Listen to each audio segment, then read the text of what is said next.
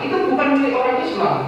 Jauh sebelumnya di Perjanjian Lama abad ke-6 itu kitab Esra juga mengatakan boleh saya bacakan ya supaya valid.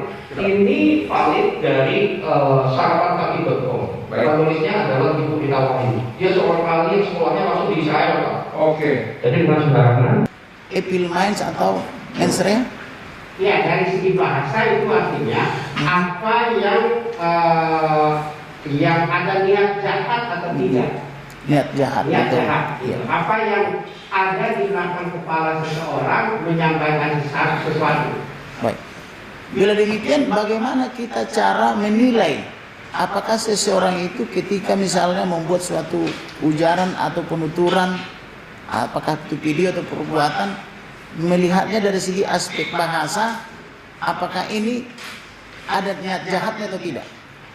Kita harus melihat dari konteksnya, dari pilihan katanya. Bila demikian, saudara ahli coba jelaskan dulu apa itu konteks, apa itu teks, apa kemudian semantik itu. Ya, teks itu apa yang tertulis. Ya. Apa yang tertulis pada yang kita baca itu teks. Teks. Ya. Nah, ada konteks itu situasi yang melatar belakangi teks itu. Misalnya, ketika saya menulis misalnya sakit gitu ya, saya tulis itu dengan sakit dengan i yang panjang. Iya. Nah, konteksnya bisa dipahami bahwa itu artinya dia mengeluh. Tapi kalau saya menulis sakit begitu saja dengan tanda tanya, berarti oh dia bertanya. Itu konteksnya. Atau sakit. Oh. Itu berarti rasain lo sakit. Seperti itu konteks. Apa yang yang melatari suatu tulisan. Nah, biasanya konteks itu tidak hanya dari kata-kata yang dia, tetapi kalimat-kalimat lain yang berada yang mengitari satu atau yang mengikuti baik sebelum maupun sesudah. Sesudahnya. Baik. Nah, bagaimana dengan semantik? Semantik itu artinya makna, ya, ilmu mengenai makna, dan itu sangat luas. Nah, sekarang mengenai makna ini ada yang tadi berkaitan dengan ahli bahasa, ya makna yang sebenarnya, dari kata itu. Nah, biasanya pengalaman saya sebagai ahli, ketika saya hadir di pengadilan, saya mengutamakan apa makna kata itu sebenarnya di dalam kamus. Kamus itu disusun oleh lembaga yang ditentukan oleh pemerintah, jadi dikontrol oleh pemerintah. Kenapa dikontrol oleh pemerintah? Ya, terutama di Indonesia, supaya tidak menimbulkan masalah. Jadi kamus itu sebenarnya seperti undang-undang bahasa. Jadi kata ini dipakai artinya begini. Nah, itu makna yang sebenarnya. Tapi kita lihat makna dalam konteks atau ilmunya itu pragmatik, ya, atau ilmu wacana juga. Kita lihat misalnya tadi contoh saya itu dalam konteks apa? Jadi misalnya saya katakan, mohon maaf, misalnya saya katakan anjing, gitu ya. Yeah. Itu konteksnya, itu kan kata anjing itu sebenarnya untuk memaki. Tetapi kalau nadanya itu sebagai sebuah seruan, bisa saja itu sebagai tanda bahwa dua orang ini sangat akrab, tidak menimbulkan kemarahan pada orang lain. Baik. Mohon maaf yang mudah, saya ingin ceritakan di daerah saya ada budaya keakraban itu ditunjukkan kalau antara satu yang lain bisa menyebut alat kelamin ibunya. Sangat ini, jadi bukan memaki. Bagi orang lain itu memaki, tapi kalau mereka sapaan pertamanya itu adalah menyebut alat kelamin ibunya masing-masing. Itu sudah berarti mereka sangat akrab. Kalau berani seperti itu sangat akrab. Tentu saja bagi orang lain itu mati. Itu yang disebut konteks. Maknanya harus ditafsirkan dari konteks sosial, budaya. Apakah konteks itu sama dengan kontekstual? Hampir sama. Apakah itu maksudnya dengan penjelasan ahli tadi itu bahwa bahasa itu dilihat juga dari segi aspek budaya maupun budaya atau saling menunjang antara bahasa dan budaya. Baik. Nah, tetapi saya sebagai ahli bahasa hukum, saya selalu mengatakan bahwa sebaiknya undang-undang itu harus menghindari yang namanya konteks itu. Dia harus betul-betul netral. Di dalam berbahasa itu ada nggak etika? Ya. Ada ya? Setiap bahasa Setiap daerah bahasa ada. apapun pasti ada. Apa itu etika? Etika itu sopan santun, ya itu tadi misalnya. Tapi etika itu sangat berkaitan dengan kebudayaan masing-masing kelompok sosial masing-masing masyarakat. Dia itu mengikat atau pilihan? Sebenarnya itu sangat mengikat ya. Kalau itu demi hubungan baik antar sesama manusia. Hubungan baik ya. Baik. Kemudian saya mau tanyakan juga kepada ahli kaitannya dengan penegakan hukumnya. Di dalam penegakan hukum itu ada 3 poin yang sangat penting. Pertama, kepastian hukum. Kedua, keadilan. Yang ketiga, kemanfaatan. Apakah ahli bisa menjelaskan 3-tiganya, mulai dari kepastian hukum, keadilan, dan kemanfaatannya? Kebetulan saya terlibat dalam penyusunan beberapa undang-undang. Kalau kita baca undang-undang, dia harus mulai dengan definisi dulu. Definisinya itu bisa panjang sampai puluhan nomor. Kenapa itu penting? Kenapa itu penting? Karena dia itu membatasi seluruh kata yang di definisi itu ketika dipakai di dalam undang-undang. Itu asas kepastian hukum. Semacam legalitas gitu. Legalitas. Jadi misalnya kata pemerintah di sini artinya apa? Kata orang artinya apa? Kata setiap artinya apa? Tidak sesuai dengan makna kamus, tapi sesuai dengan apa yang mau ditetapkan di dalam undang-undang. Jadi ada Itu bisa dilihat di ketentuan umumnya. Itu ketentuan umum ada batasan yang sangat banyak. Nah, kadang-kadang kita untuk apa ini? Itu penting untuk kepastian hukum. Ya, itu kepastian hukum. Yang kedua tadi asas Keadilan. Keadilan itu artinya apa? Undang-undang itu jangan sampai menggerakkan masyarakat. Misalnya kami sekarang sedang melihat undang-undang ITE yang dendanya sampai 1 miliar, 700 juta sekian. Lalu kita lihat faktanya yang banyak terlibat kena pasal undang-undang ITE itu adalah masyarakat kecil. Lalu kita katakan, kenapa pasal hanya meneruskan kasusnya hanya meneruskan berita, bukan menciptakan berita. Yang membuat berita itu sebagian besar tidak kena, tapi yang meneruskan berita yang kena.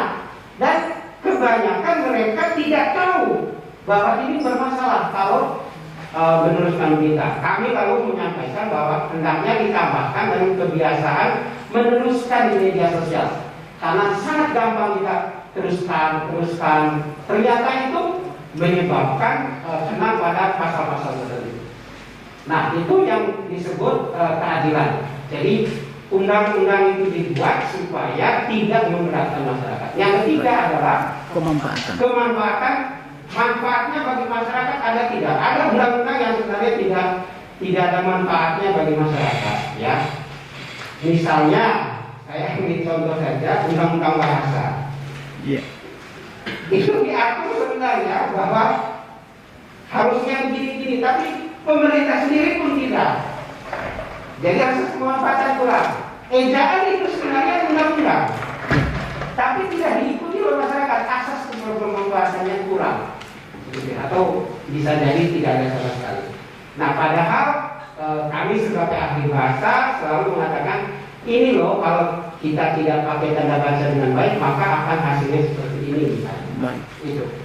Dari tadi ahli beberapa kali menuturkan bahwa ahli terlibat dalam pembentukan beberapa undang-undang. Ya. Bisa ahli sebutkan apa saja yang yang secara penuh Undang-Undang Kehutanan tahun 98 itu saya ahli dari pihak pemerintah.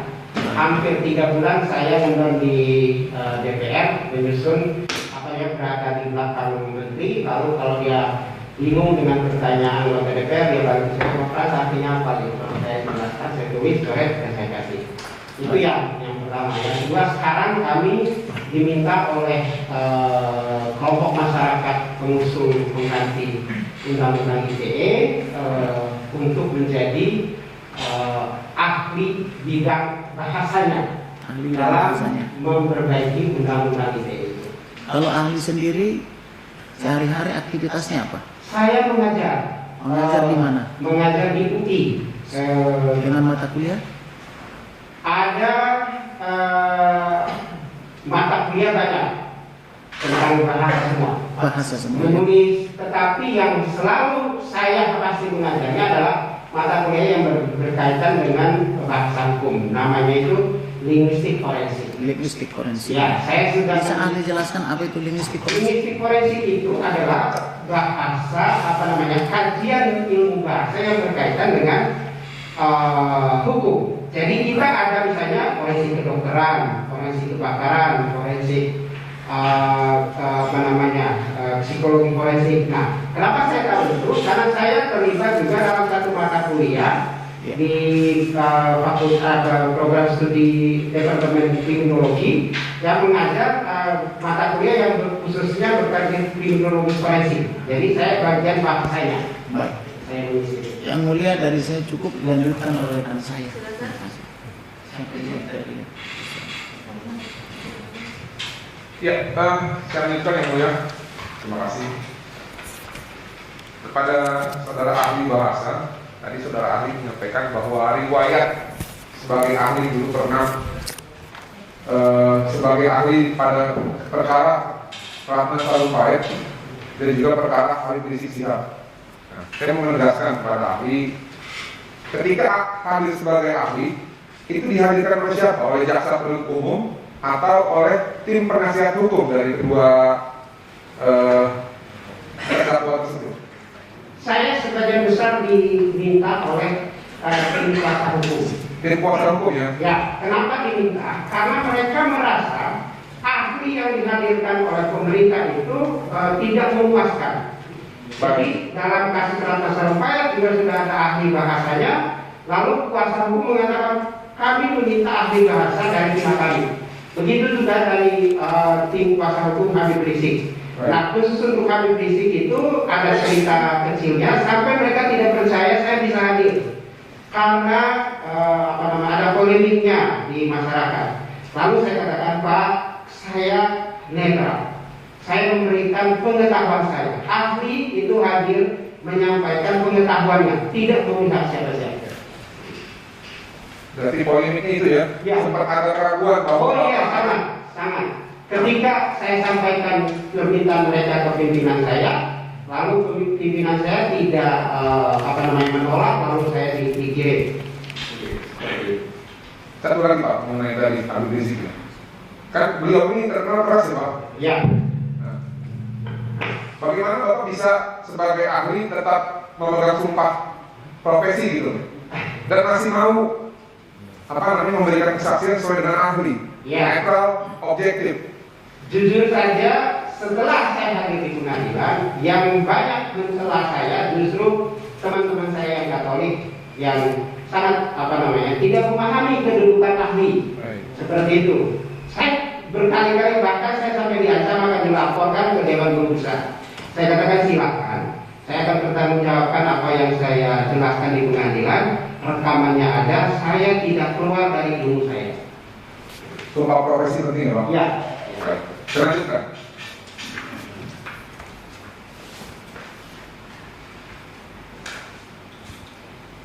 izin yang mulia, saya akan membacakan undang-undang nomor 1 tahun 1946 tentang peraturan pembidana.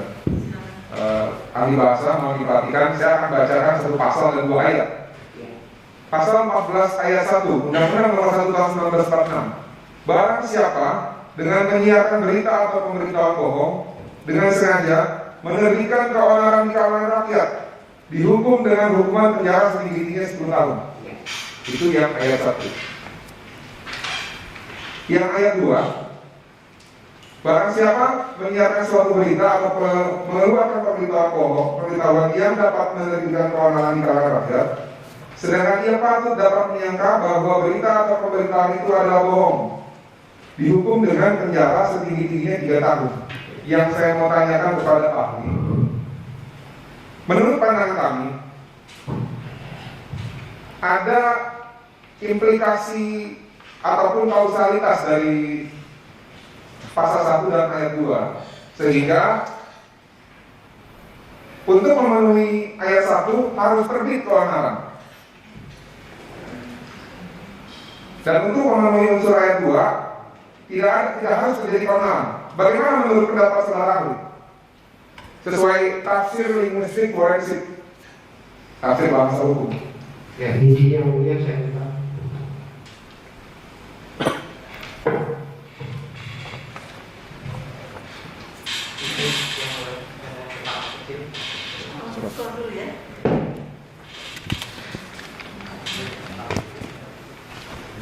Mohon pertanyaannya diulang.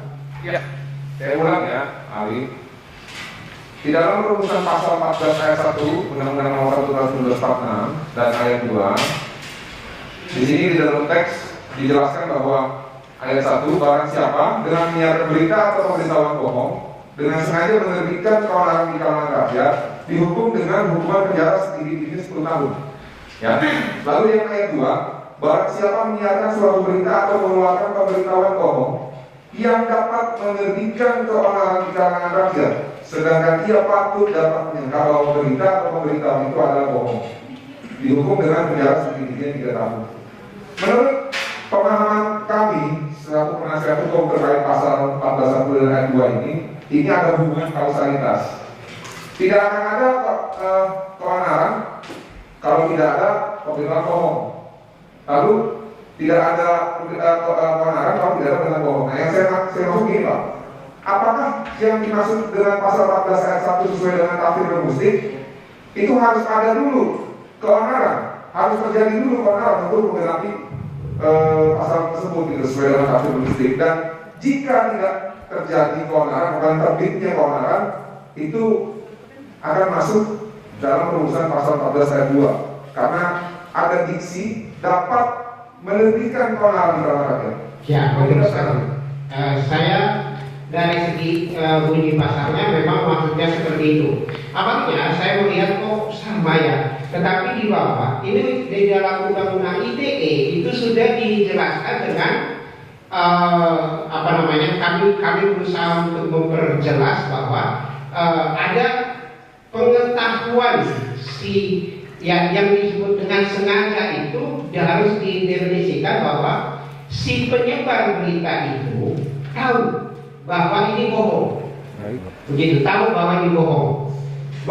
Nah, ini konsekuensinya pasal yang ayat yang kedua itu memang tanpa keonaran tapi dia sengaja. Pasal yang kedua ini berarti ada potensi keonaran sehingga hukumannya memang lebih rendah. Begitu. Nah, saya berdasarkan ini Pak. Ya. Keonaran itu dengan kesengajaan atau harus timbul keonaran Pak? Kalau sesuai dengan konteks dari pasal itu dia, dengan kata sengaja, dengan sengaja. Jadi di pasal 2, karena dia katakan begini. 14 ayat 14 ayat 2, 14 ayat 2 ya. 14 ayat 1 ini. 14 ayat 1 itu tidak ada, dia hanya mengatakan ya, dengan sengaja menerbitkan keonaran. Jadi harus ada keonaran. Harus ada keonaran ya. Ya. Sedangkan yang kedua, mengeluarkan pemberitahuan yang dapat menerbitkan, yang dapat itu berpotensi menerbitkan. Jadi pemberitahuan yang berpotensi saja.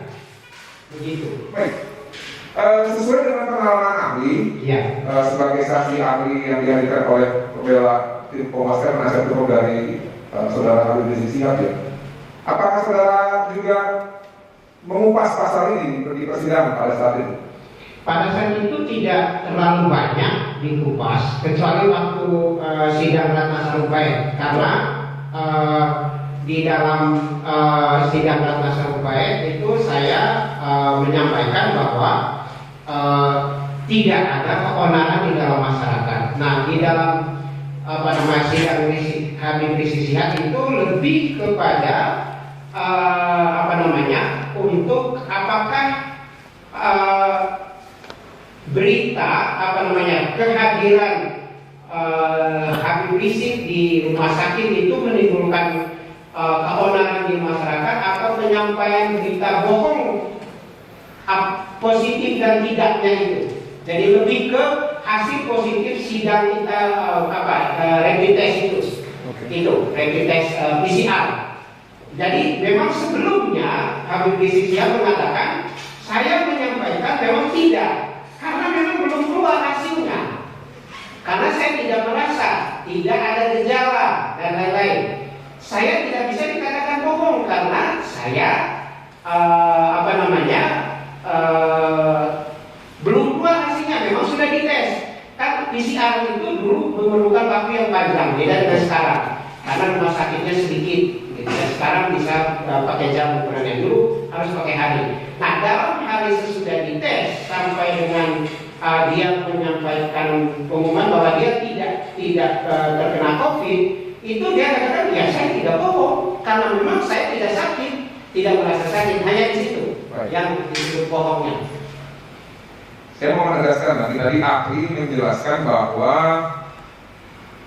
perdebatan ataupun kegaduhan di dalam dunia maya itu sesuai tafsir linguistik ahli, karena arti dari keonaran pun berubah-ubah, dinamis. Ya, dinamis dan arti yang keonaran di tahun 46 ketika undang-undang ini dilegislasikan ataupun dijadikan undang-undang, ya, menyesuaikan dengan zaman di masa lalu. betul. Karena pada masa itu belum ada media sosial. Telepon pun sangat terbatas. Baik. Jadi ukuran keonaran itu adalah fisik. Baik. Nah, yang saya mau tanyakan, tadi saya mau tegaskan juga. Ahli mengatakan bahwa kegaduhan di dalam dunia maya, pro dan kontra, like dan dislike, kecaman, itu tidak bisa dijadikan ukuran suatu keonaran dikontekskan ke dalam ayat 14 ayat 1. Nah, lalu sebagai alat ukurnya, ahli ini menjelaskan bahwa perasaan masyarakat di media sosial itu memang sangat impulsif, ya, ataupun sangat sangat gampang diprediksi gitu. betul. Jadi tidak bisa jadi ukuran, harus ada chaotic gitu di dalam suatu dunia nyata, barulah bisa didefinisikan sebagai keonaran sebagaimana di dalam pasal 14 ayat 1. Ya. Nah, yang saya mau jelaskan, bisa nggak ahli ditegaskan tadi mengenai penjelasan itu menggunakan bahasa tafsir linguistik? Iya, saya ambil satu contoh lain.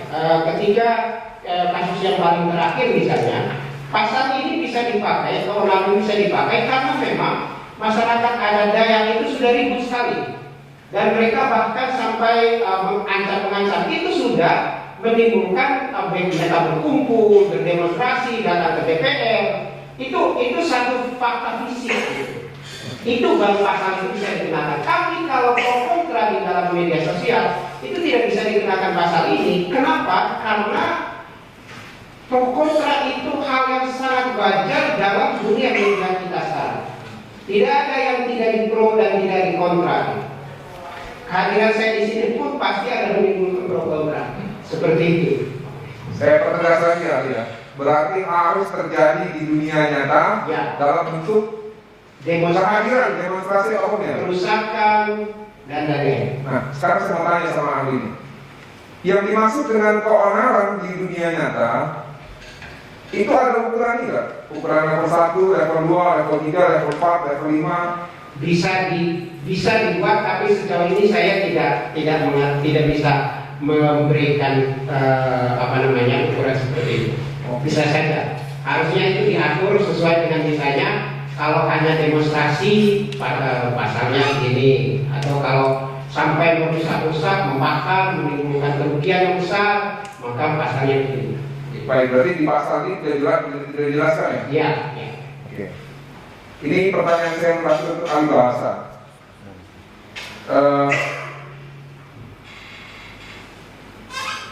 Saudara ahli tentu bisa mendefinisikan apa yang disebut dengan mengutip, lalu apa yang disebut dengan paraphrase.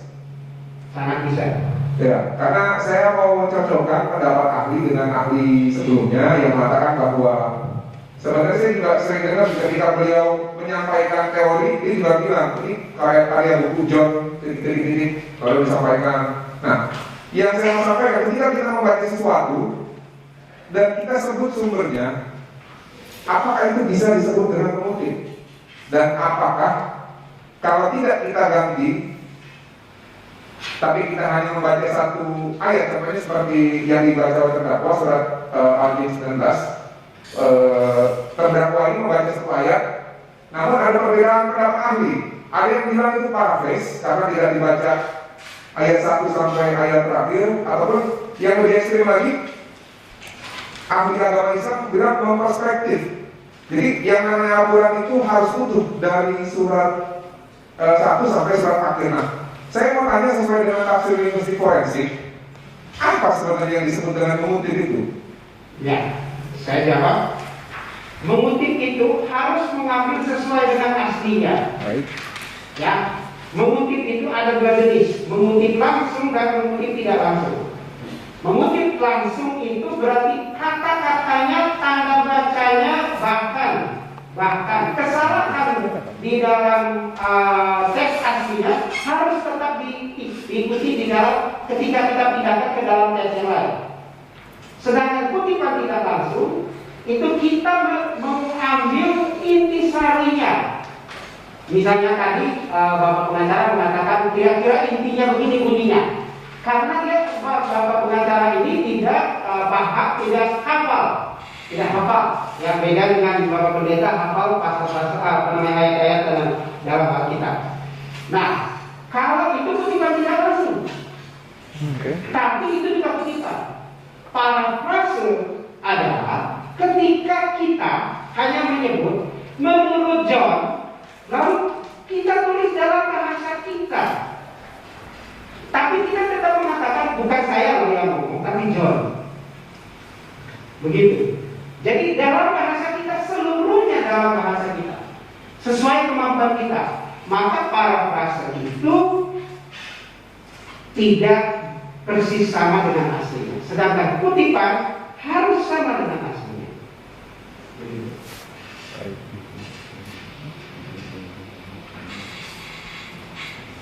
Baik, saya akan berganti kepada ahli teologi.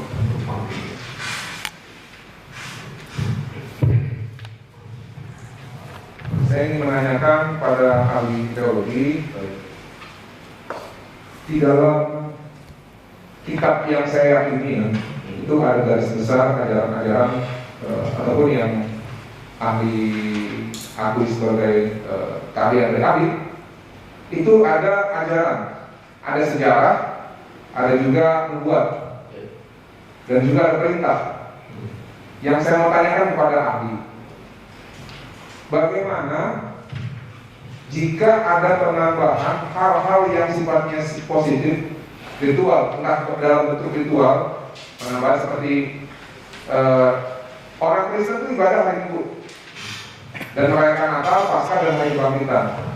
Lalu ada gereja yang menambahkan ritualnya dengan seperti contoh ya, merayakan pesta untuk hari raya panen. Lalu saya juga dengar di salah satu daerah Sulawesi ada juga yang untuk acara penguburan jenazah itu ya, dengan adat ya. Lalu ada yang menggunakan salam, itu salamnya berkah dalam. Lalu ada yang menggunakan salam yang horas. Lalu ada yang menggunakan salam bahasa Inggris. Walaupun memang di dalam Kristen sendiri tidak dijelaskan shalom itu berasal dari mana.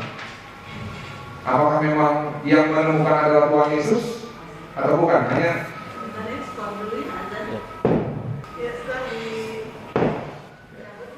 silakan dijawab. Baik. Menurut pandangan ahli sesuai dengan terminologi kekristenan, tatkala ada suatu perbuatan yang ditambahkan di dalam ritual ibadah, salam ataupun salam, ya, yang tidak ada tertulis di dalam Bible. Seperti saya sampaikan bahwa di dalam gereja ada tertentu di Sumatera ada yang merayakan hari panen raya. Dalam Bible tidak ada. Lalu ada yang merayakan kematian di daerah Sulawesi. Nah itu juga nanti disesuaikan dengan kalian saudara ahli. Apakah jika penggunaan ritual ataupun pengucapan salam yang tidak tertulis di dalam Bible, ya, itu dapat disebut dengan penyalahgunaan ataupun penodaan terhadap agama Kristen? Baik, saya koreksi sedikit bahwa di Bible itu ada perayaan panen raya, pondok daun dan sebagainya. Tapi itu adalah perjanjian lama yang gambarannya adalah ucapan syukur kepada Yesus dan lain sebagainya. Di dalam kekristenan, esensinya itu bukan pada ritual maupun simbol-simbol. Maka dari itu ketika simbol-simbol kami selalu dipatahkan dan sebagainya, kami tidak ada demo karena esensinya bukan di situ, tetapi siapa yang dibalik simbol itu. Nah, mengenai ritual, sepanjang syahadatnya sama, yaitu Roma 10 ayat 9 dan 10, karena siapa mengaku Yesus Kristus adalah Tuhan, Juru Selamat dan seterusnya, maka ritual segala macam dan seperti yang saya katakan dari awal, Tuhan kami adalah Tuhan yang kontekstual. Hadir ketika perjanjian lama melalui memilih bangsa Israel, bahasanya pun tidak satu, Pak. Di Alkitab itu ada 3 bahasa yang digunakan, ya, Aram, Ibrani, dan Yunani. Bahkan ketika kejadian Pentakosta di Kisah Rasul 2, di situ ada bangsa-bangsa yang dipakai Tuhan memakai bahasanya memuliakan Tuhan dalam bahasa orang dan sebagainya. Jadi tidak ada masalah dengan hal tersebut. Begitu, termasuk bagaimana ibadah. Saat ini perkembangannya ini cukup panjang. Ada yang pakai musik band lengkap, ada yang pakai mainstream seperti HKBP, Gemim dan lain sebagainya, Katolik dan lain sebagainya. Kami tidak ada masalah itu, sepanjang Tuhannya sama. Memang secara subjektif masing-masing orang beda, namanya juga opini, namanya pandangan yang fanatik dan lain sebagainya. Tetapi kalau saya mengajarkan sepanjang syahadatnya sama, maka itu tidak ada masalah dan Tuhan tidak mengutuk kami, tidak ada masalah. Apakah ini ketidaktakuan? Tidak. Tuhan kami adalah Tuhan yang kontekstual. Contoh mengenai yang saya katakan tadi, mengenai azan, mohon maaf dalam hal ini, di jauh sebelumnya sudah ada Shema Israel. Saya beri contoh, boleh saya? Sorry, iklan.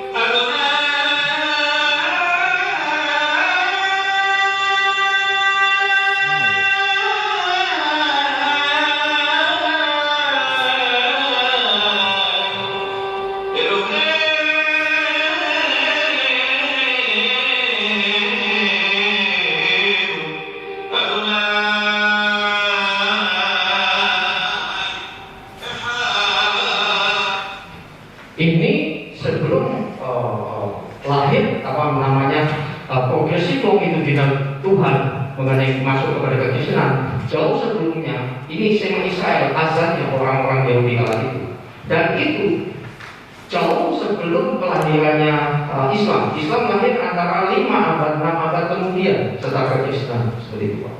Jadi tidak ada masalah dengan hal itu. Dan sekarang yang menarik lagi, Pak, ada yang namanya yang baru saja. Dan kami tidak ada masalah, dan di pihak di pihak Arab Saudi sana, Arab Saudi itu Arab, Pak, karena sorry, di mana saya istirahat di sana tidak ada yang mempermasalahkan hal tersebut. Jadi contoh.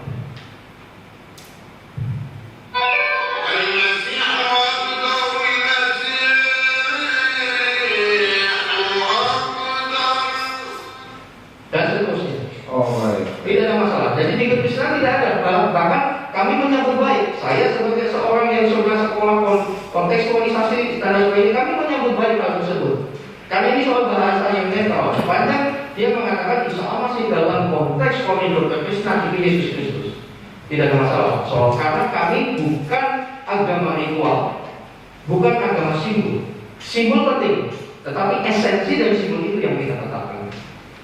Demikian. Saya tekankan, Pak, ini dari perspektif kekristenan, ya, sesuai dengan keahlian saudara ya, bukan general ya. Iya. Oke, sesuai Kristen ya. Karena ada pendapat ahli juga yang mengatakan bahwa penggabungan atau modifikasi di luar Bible itu suatu bentuk penyalahgunaan atau penodaan. Nah, tapi kalau saya komentari, Pak, saya minta pendapat ahli saja. Berarti sesuai Kristen tadi disampaikan oleh ahli ya? Ya. Saya berdasarkan konteks sejarah kekristenan. Kalau yang mengatakan itu salah segala macam, ya saya setuju dengan Ustaz yang pakai kopi yang itu dolari kurang aduk, kopinya kurang kental. Oh iya. Mainnya kurang jauh ya, Pak. Kopinya kurang kental gitu ya. Kurang malam. Dan biasanya itu diduduk di depan meja, orang-orang Katolik yang di belakang meja yang terkungkung dengan liturgi barangkali denominasinya, Pak, sehingga kurang terbuka terhadap hal-hal yang demikian. Karena Tuhan kita sangat kontekstual. Paulus ketika menginjil ke Athena, dia melihat banyak patung patung, lalu ada sebuah mesbah kosong dan tertulis kepada Allah yang tidak dikenal. Di situ dia katakan, dan kata Bismillah itu bukan milik orang Islam. Jauh sebelumnya di Perjanjian Lama abad ke-6 itu kitab Esra juga mengatakan, boleh saya bacakan ya supaya valid. Ini valid dari sarapankaki.com. Penulisnya adalah Ibu Rita Wahyu. Dia seorang ahli yang sekolahnya masuk di Israel, Pak. Oke. Jadi bukan sembarangan. Sarapankaki.com.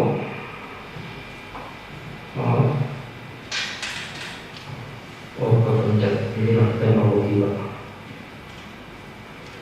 Jadi di situ mengatakan di kitab Esra bahwa Besum elah Israel. Besum elah Israel itu adalah akar kata seperti ahli bahasa katakan itu sangat tepat, bahasa itu terus berkembang saling serang menyerang. Jadi nggak bisa kita klaim ini bahasa agama saya, tidak bisa. Toh akan berkembang. Jadi kata elah artinya jadi Elohim, terus akhirnya keserap kepada bahasa Arab dan lain sebagainya, kita akan menjadi Allah. Dan kita menggunakan Allah, ya tidak masalah. Kalau tidak sejarahnya, ingat ya kelahiran Islam adalah 500 atau 600 tahun kemudian. Nah sementara kata elah itu dan ada prasestinya, dunia pengetahuan dan informasi yang sudah jempol. Silakan tanya Mbak Google, ada di situ prasestinya kata elah. Asal muasal dari kata Allah itu tadi Pak. Besum elah Israel. Besum elah Israel. Israel. Iya, demikian Pak. Terus Pak, di mana Enggak jelas ya. itu terus punya cabang di mana-mana seperti itu. Biasanya namanya sama. Biasanya. Baik Pak, lalu saya mau nanya tadi Pak, ini ada akta baptis atas nama Cornelius A. Muhammad Rosman dan Mary Watman. Ya. Tanggal 29 November. Ya, ada depan. Oh maaf. Sabtu 29 November 2014 dan Sabtu 23 sama tanggalnya. Ali boleh lihat sebentar apa?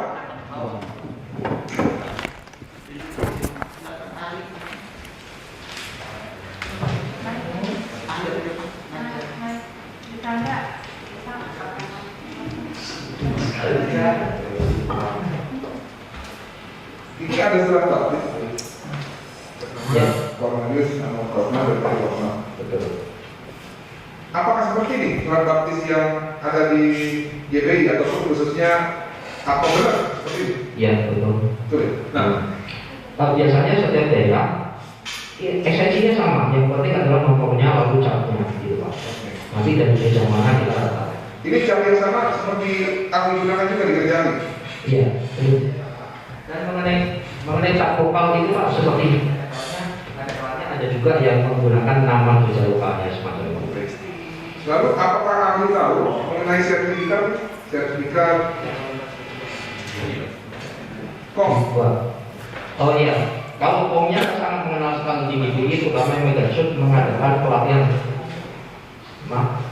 komunitas, ya KOM, ya itu semacam kayak singkatan Pak, ya semacam itu. Itu biasanya untuk gereja lokal mengadakan pelatihan tentang Injil Pak. Lalu ahli tahu nggak ini apa? Nih KOM. Ya ini tadi Pak, Tadi aja kami gereja-gereja biasanya dalam mendidik jemaat membuat ada yang namanya KOM. Kalau saya namanya komsel, ada pemuritan semacam itu Pak, memuridkan untuk mengenal firman Tuhan. Lalu setelah dilakukan pembaptisan, apakah benar nanti jemaat itu mendapatkan kartu warna jemaat? Gereja besar akan seperti itu Pak, profesional mungkin seperti itu. Bapak punya juga, keluarin juga seperti ini. Iya, tetapi biasanya kita lebih simpel karena saya gereja kecil. Baik. Saya pikir cukup yang mulia sudah teruskan pertanyaan di bawah. Baik.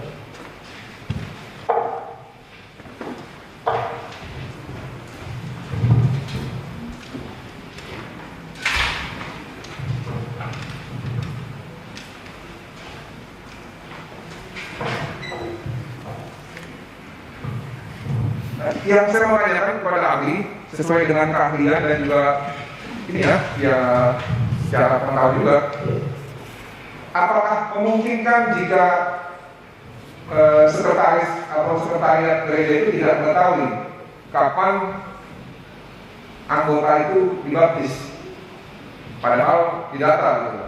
Dan itu kan harusnya yang melakukan sekretaris, kalau dia nggak tahu, saya tidak tahu juga. Oke. Tapi yang saya mau tanyakan selanjutnya, dibenarkan tidak secara yang saudara ahli tahu dipahami, pemecatan anggota jemaat gereja itu secara lisan, by phone, tanpa surat? Saya rasa itu lucu, apalagi gereja yang cukup besar semacam ini, Pak. Dan secara ADRT ya tidak sesuai prosedur, tidak prosedur. Apakah pernah dipanggil, apa salahnya? Gitu. Nah, lalu tadi kan dia dipecat berdasarkan pemberitahuan lisan melalui telepon di 2018. Lalu sebulan kemudian timbul lagi surat tugas untuk melakukan dinas ataupun penginjilan di luar kota. Nah, yang saya mau tanyakan, apakah memang sepengetahuan ahli memang bisa terjadi seperti itu? Yang dipecat diberikan penugasan lagi atau bagaimana? Ya inilah mereka lokal ini adalah mereka tidak berjalan sesuai SOP. Tidak sesuai SOP ya? Tidak profesional, walaupun ini gereja yang harusnya profesional sebesar itu. Jadi masalahnya bukan di GBI-nya, Pak, ini personal. Begitu. Dan kalau pada akhirnya tidak mengakui segala macam, ya inilah manajemen Pontius Pilatus, cuci tangan.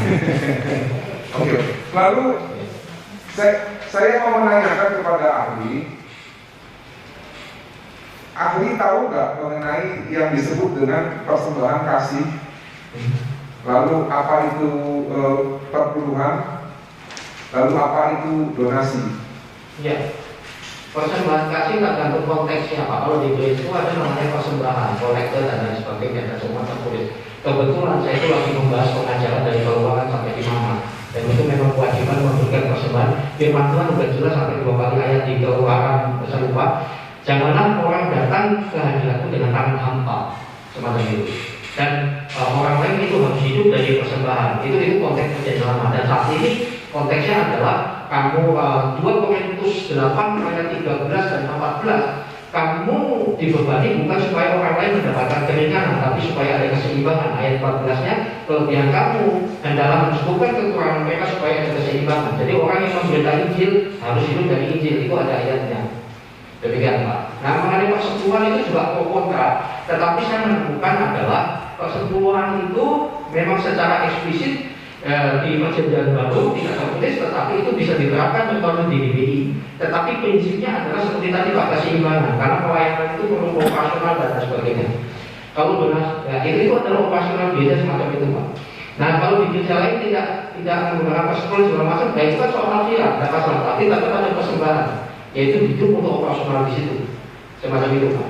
Nah, kemudian mengenai donasi. Nah, kalau donasi itu kan ya tidak bisa saya simpulkan, masing-masing yayasan juga berdonasi, yang lain juga cari donasi, donasi dan seterusnya. Ketika Pak Osman saya lihat ya, ketika menyampaikan tausiahnya di terus ada orang ini dan segala macam, dia sah-sah saja, tidak masalah. Saya saat ini sampai sekarang ini Pak, ada yayasan Islam juga minta donasi dari saya, selalu ada saja. Saya nggak ngerti itu dapat dari mana. Saya sah-sah saja. Lewat sosial media itu? Lewat sosial, mau di WA saya. Undangan gitu untuk Nanti ayo, assalamualaikum, ada ini, saya jawab, oh baik. Bahkan saya ingin membantu juga Pak, dan itu sah saja. Tidak dilarang ya berbuat baik ya kepada di luar agama ya. Ya, jadi orang Kristen bukan hanya untuk orang Islam. Bahwa apa siapapun juga tujuannya adalah hukum kami kasih Tuhan. Hablum minallah, hablum minanas dalam bahasa Islamnya, yaitu mengasihi Tuhan dengan segala hatimu, dan hukum yang sama mengasihi sesamamu, bukan sesama iman. Nah itulah kami tidak mengasihi kepada yang sesama iman, semua manusia. Yang berbeda itu justru kita kasih. Saya mau menanyakan kepada ahli, apakah ahli tahu bahwa seseorang yang mewakafkan dirinya ataupun menjadikan dirinya itu sebagai pelayan Tuhan, sesuai kalau saya tidak salah saya pernah baca di suku Lewi ya, jadi mereka ini kan memang disisipkan ke masing-masing suku untuk menjadi imam agama. Nah mereka ini full time untuk beribadah dan mengharapkan suku Israel yang lain untuk melakukan ibadah.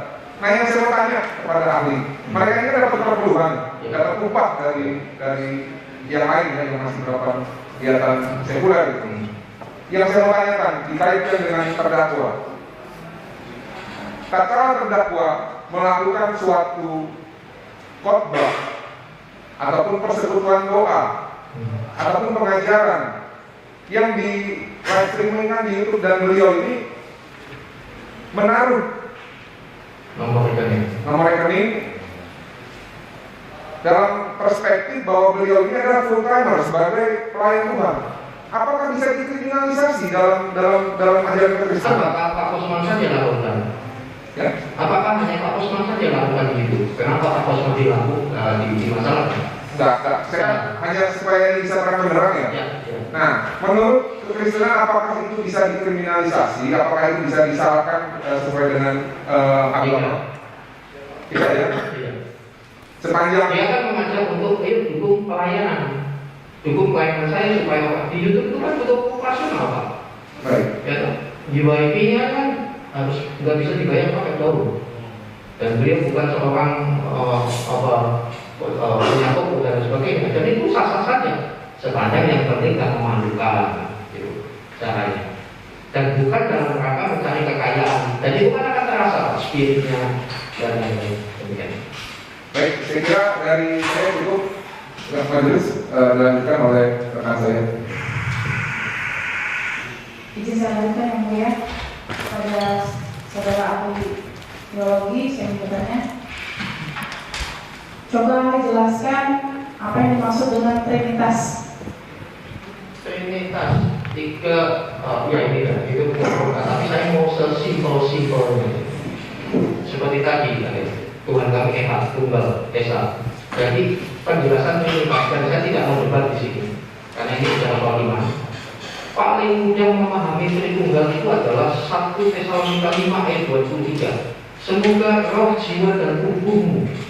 Jadi sosok saya ini, ketuhanan saya itu seperti itu. Jadi ya, saya adalah satu, tetapi diri saya ini ada 3 unsur, yaitu tubuh saya, roh saya yang hubungannya dengan ilahi, lalu jiwa saya adalah psikis, biasanya itu pikiran, perasaan, dan kehendak. Tubuh saya bukan roh saya bukan jiwa saya. Tetapi dalam 2 hal ini ada 2 yang kekal, yaitu roh dan jiwa. Di dalam roh itu berjiwa, gitu, yaitu pikiran, perasaan, dan kehendak. Demikian juga Tuhan saya semacam itu. Pada mulanya adalah firman itu bersama-sama Allah, Tuhan itu ya ialah Tuhan, lalu menjadi manusia. Manusia 100% manusia, 100% Allah. Dia itulah makamu.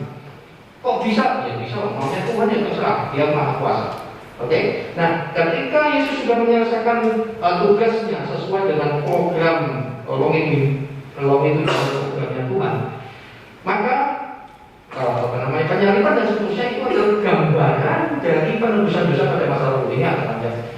Nah, kemudian dia mati. Nah, so itu kan saya sering GCC Tuhan kok mati. Ya, Wahyu 1 ayat 17, 18.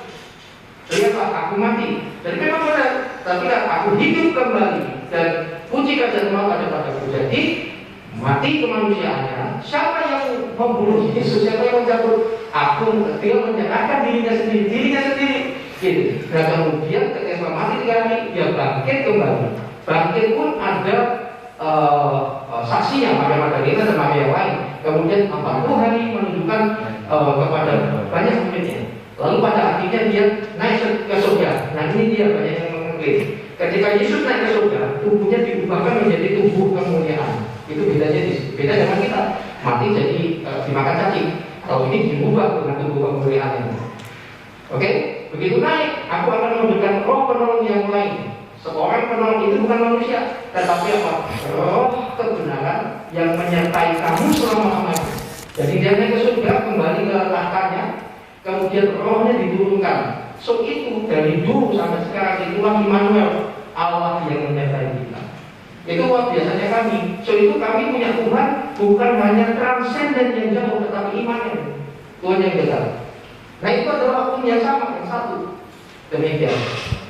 Nah ini hanya bisa diketahui, dipahami dengan iman. Tuhan kami bukan 3, dia saya 1, tapi ada 3 unsur. Tubuh saya bukan roh saya bukan jiwa. Tetapi ini adalah satu iman. Demikian. Coba tolong jelaskan apa arti dari pengikut Yesus. Itu Kisah Rasul berapa ya? 11 ayat 26 ya. Di Antioquia murid-murid itu disebut Kristianos, follower of Jesus, orang yang mengikuti Yesus. Itu sebetulnya Yesus mendirikan agama apa? Tuhan tidak menambah agama Yesus itu. Sebutan saja Kristianos, pengikut Yesus itu pun dulu ejekan tuh. Wah, karena apa? Hidupnya beda. Mereka lebih kudus, mereka berubah dan lain sebagainya. Bagi kalangan Yunani di Antioquia itu sesuatu yang aneh. Gak minum mabuk, gak selingkuh dan lain sebagainya. Akhirnya disebut Kristianos. Nah, akhirnya disebut Kristen. Ya sampai Raja Agripa kalau nggak salah, ketika ditunjukin Petrus atau siapa saya lupa, tapi esensinya sama ya. Dia mengatakan bahwa hampir saja kamu membuat aku jadi Kristianos, pengikut Yesus. Jadi seperti orang yang ikut Yesus, buktinya adalah dia buah roh. Buah roh Galatia 5:22 kasih, sukacita dan saudara dan seterusnya. Jadi ini tidak bicara tentang gereja. Gereja itu hanya lembaga legalitas. Kalau di Indonesia harus ada. Saya dan bagaimanapun juga termasuk Pak Osman ini secara lembaga administrasi dia ada di bawah sebuah gereja. Tetapi secara pekerjaan penginjilan itu adalah kewajiban seluruh umat Kristen. Dan selanjutnya, bagaimana pendapat ahli apabila ada seseorang yang pindah keyakinan? Dari mana ke mana? Ya terserah. Ini hak asasi. Nah kalau kami nggak masalah, kami nggak ada orang pindah murtad itu, tak gebukin gitu. Terus termasuk siapa yang membuat kamu murtad dari Kristen, tak gebukin, tak ada cerita itu. Kami juga harus mengasihi, mendoakan dan seterusnya. Kalau orang tuanya menyesal, kemudian marah, ya itu normal. Saya pasti juga sakit hati kalau anak saya murtad. Tapi masalah kami adalah yang kita doakan. Tidak masalah. Itu terjadi di semua agama. Gitu. Terima kasih. Baik. Saya ingin bertanya kepada ahli bahasa hukum. Coba jelaskan apa yang dimaksud dengan asas praduga tak bersalah. Saking semangatnya ya. Dari rasa itu masih banyak pertanyaannya.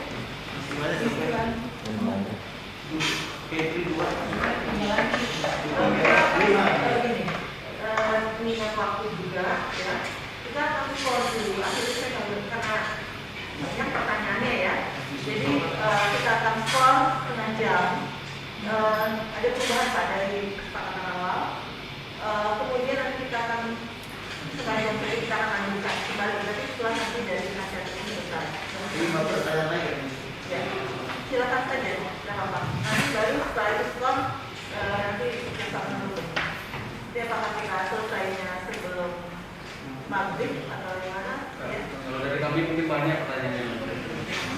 Bisa maghrib.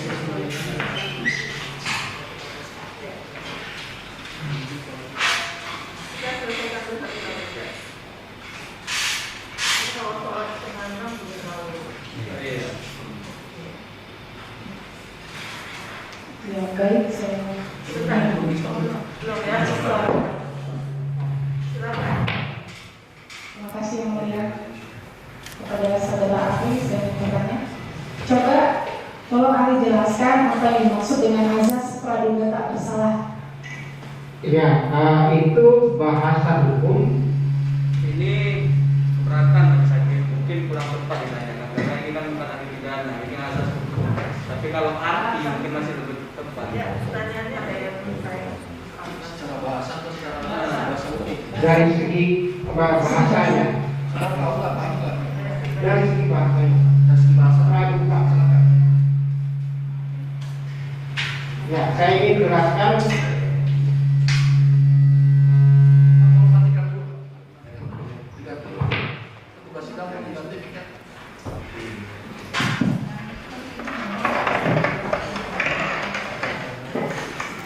Saya ingin jelaskan dari kata asas.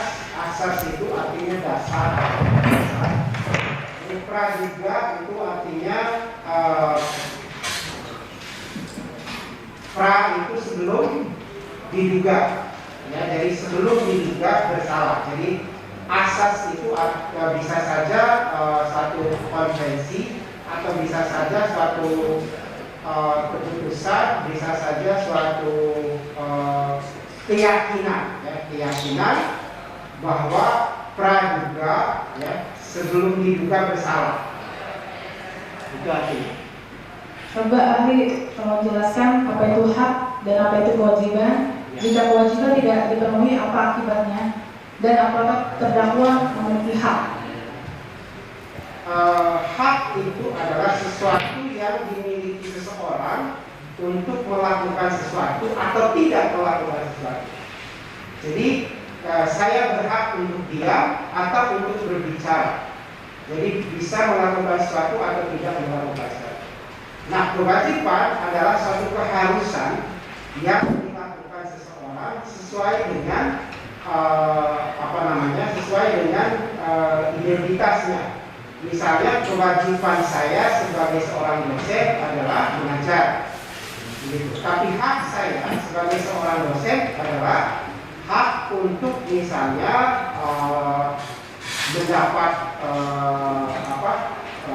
honor dari pengajaran saya, seperti itu.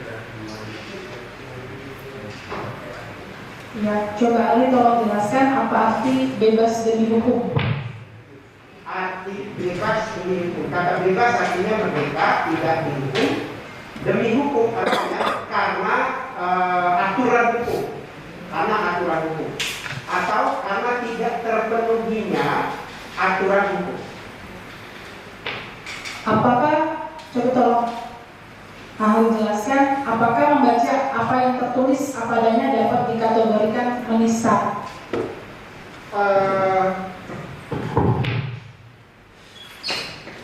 Bisa ya, bisa tidak. Jadi misalnya begini, kalau saya membaca sebuah tulisan yang saya dapat, lalu di situ orangnya, dan yang saya baca itu didengar oleh orang lain, bisa saja orang itu orang yang disebutkan di dalam yang saya baca itu akan merasa terhina. Misalnya saya mendapat WA, lalu di situ dikatakan Pak Pras melakukan korupsi. Dan kalau saya baca saja untuk diri saya sendiri itu tidak bisa. Tetapi kalau saya bacakan untuk orang lain, lalu didengar orang lain, bisa menista. Sekian dan terima kasih, saya berikan kepada rekan saya. Izin melanjutkan kepada saudara saksi ahli bahasa. Saya ingin bertanya kepada saudara ahli, dan mungkin sedikit menyebut terkait apa yang dijelaskan oleh saudara saksi ahli Kristen yang mengatakan bahwa ada amanat agung di dalam kekristenan untuk menyampaikan yang mereka yakini itu ke seluruh bangsa. Jadi pengasahan seperti itu, baik. Saudara terdakwa ini sempat menyampaikan bahwa ada mungkin terjemahan atau memang dari suatu ayat yang menyatakan yang dianggap sedikit menyinggung yang ada di beberapa video terdakwa ini. Yang ingin saya tanyakan kepada saudara ahli, beliau ini adalah dulunya sebagai muslim, dan kemudian percaya dengan yang diyakini sekarang saudara terdakwa. Kemudian beliau mendengar ada yang mengatakan dari seberang sana bahwa disalib ada jin kafir, Nah, kemudian beliau saudara terdakwa ini mencari di Bible atau di Alkitabnya dari awal sampai akhir, ternyata tidak ada ayatnya. Namun beliau mencari lagi referensi lain, ada buku ataupun ada keterangan lain. Beliau sampaikan secara biologi bahwa bukan di Bible yang ada jin misalnya, namun di buku ini ada tertulis seperti ini gitu. Ternyata ini ada jinnya. Nah, apakah itu disebut dengan mengutip karena ada bukunya, atau itu disebut menafsirkan? Karena ada sebab, tentunya ada akibat. Beliau karena sebab yang menyampaikan bahwa katanya disalib izin, beliau counter dengan ada referensi, ternyata di sini ternyata ada keterangan jin gitu misalnya.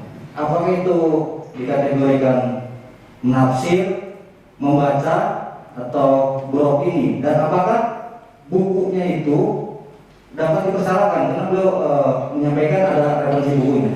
Begitu, saudara. Ya, karena dia mengambil buku maka lalu dia bacakan, sebenarnya tidak ada salahnya.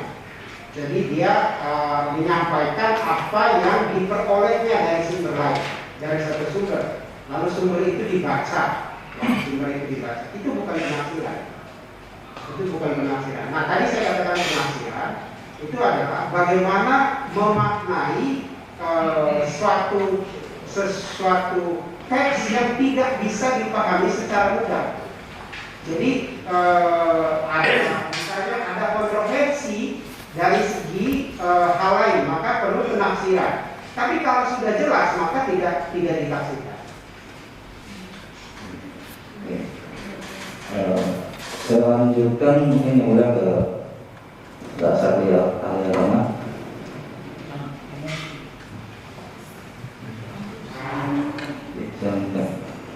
Baik, saudara ahli, saya ingin tanyakan kepada saudara ahli, dengan berkembangnya media sosial saat ini, salah satu yang mungkin adalah Facebook, ada YouTube, dan masing-masing pribadi memiliki euforia ketika mereka menemukan suatu keyakinan yang baru.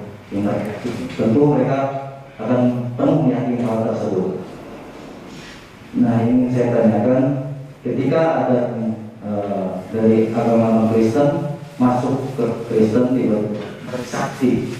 bersaksi sesuai dengan pengalamannya, apakah itu diizinkan? Dan misalnya ada mungkin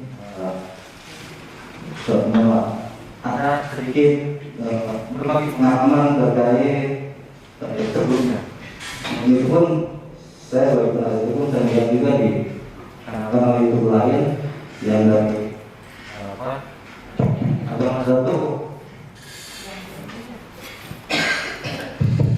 agama satu menceritakan bahwa saya dulu di agama saya seperti ini, kemudian ketika saya ketemu semua seperti itu. Nah, sebagai ahli dan sebagai seorang dosen, cara mengcounter ataupun cara memberikan pemahaman, karena ini tujuan kita adalah menjaga kesatuan NKRI tentunya. Bagaimana metode dari saudara ahli sendiri dan dari pihak gereja itu sendiri untuk mengantisipasi hal tersebut? Begitu. Kalau saya secara pribadi, orang tersebut hanya menceritakan pengalamannya bertemu dengan Tuhan Yesus, pengalaman pribadi. Dan kalau saya biasanya terjadi euforia, bukan hanya di kita saja, semua begitu. Yang di kalangan kalau tidak disebutkan luar atau yang di luar kita terang-terangan, dan hanya itu tadi Pak, hanya soal caranya. Dan kalau ada orang yang baru euforia masuk ke sebuah agama, tidak begitu biasanya. Kalau itu lagi bergumulnya, dia akan terus menceritakan hal tersebut. Dan biasanya pihak yang merasa mendapatkan jiwa baru Islam itu akan memberikan peluang untuk menceritakannya. Hanya masalahnya kan nanti direspon, respon yang di luar, dan itu tidak bisa dibendung dalam hal ini. Gitu. Karena kan sama saja di pihak luar juga banyak kejadian-kejadian semacam itu. Baik, terima kasih. Yang mulia, satu lagi kepada saksi ahli bahasa, ketinggalan tadi, maaf. Saudara ahli, apabila seseorang yang tadi saya melanjutkan pertanyaan yang tadi, menyampaikan ada referensinya, menyampaikan di publik dengan euforianya karena keyakinan tersebut, kita nggak bisa bendung terkait keyakinannya, saudara ahli. Nah, disangkakan dengan pasal yang tadi ke Undang-Undang Nomor 1 Tahun 46, menyebarkan berita bohong, disematkan undang-undang tersebut. Namun ada juga yang mengatakan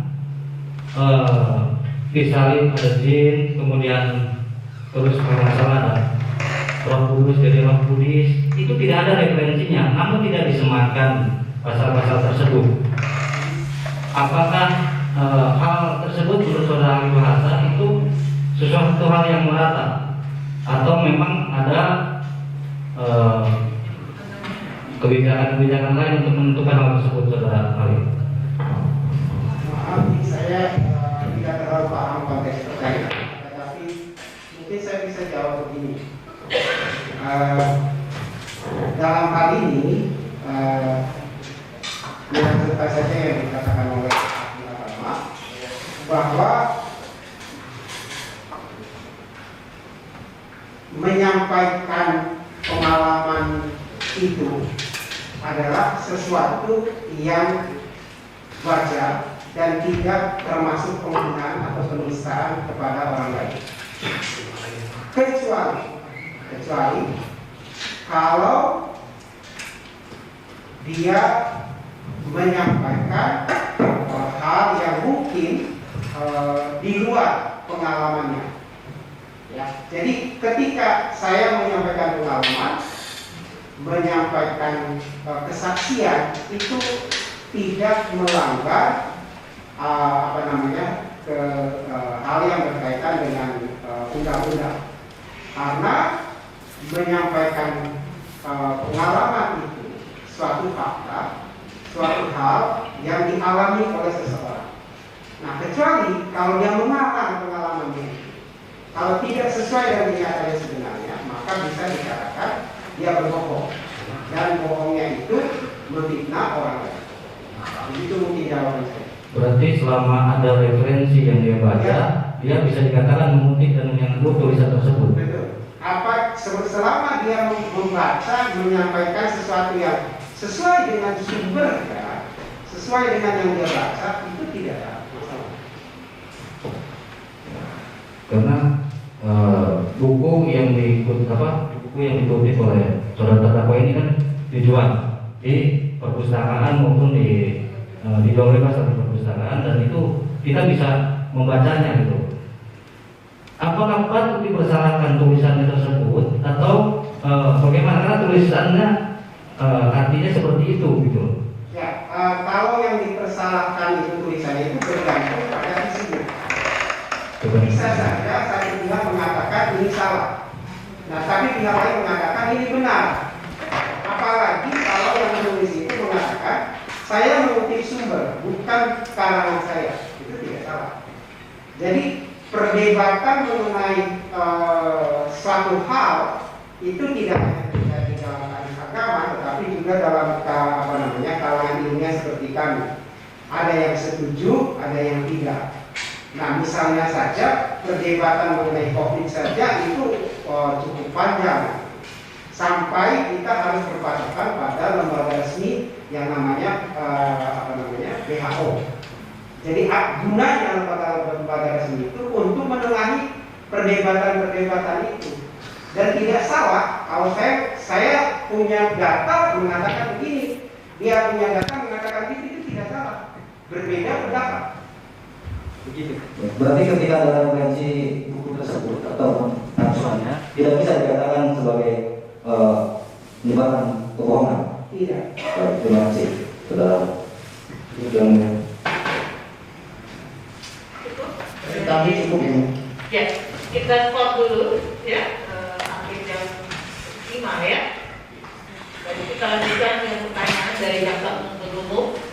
Kalau memang ini memungkinkan kita lanjut dengan majelis hakim, atau kalau tidak memungkinkan kita akan stop dulu setelah nanti. Kita lihat situasinya ya. Oke, di stop dulu ahli ya, kita bisa masuk istirahat.